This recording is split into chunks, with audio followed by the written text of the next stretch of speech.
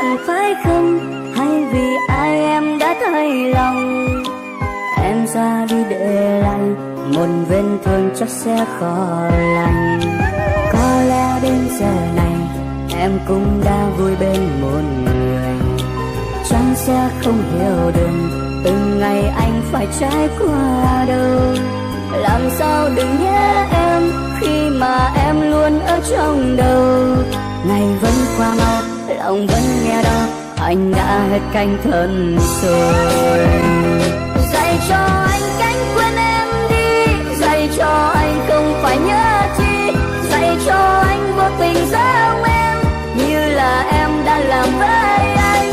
Thời gian không giúp cho anh quên, chỉ là cho anh một thói quen, cần cho anh vui giữa đám đông để che đi nước mắt trong lòng.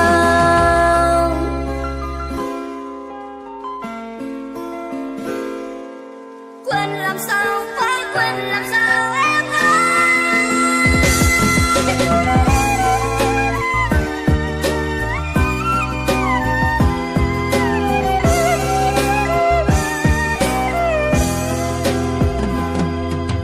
Có lẽ đến giờ này em cũng đã vui bên một người, chẳng sẽ không hiểu được từng ngày anh phải trải qua đâu. Làm sao đừng nhớ em khi mà em luôn ở trong đầu. Ngày vẫn qua mau, lòng vẫn nghe đau, anh đã hết cánh thân rồi.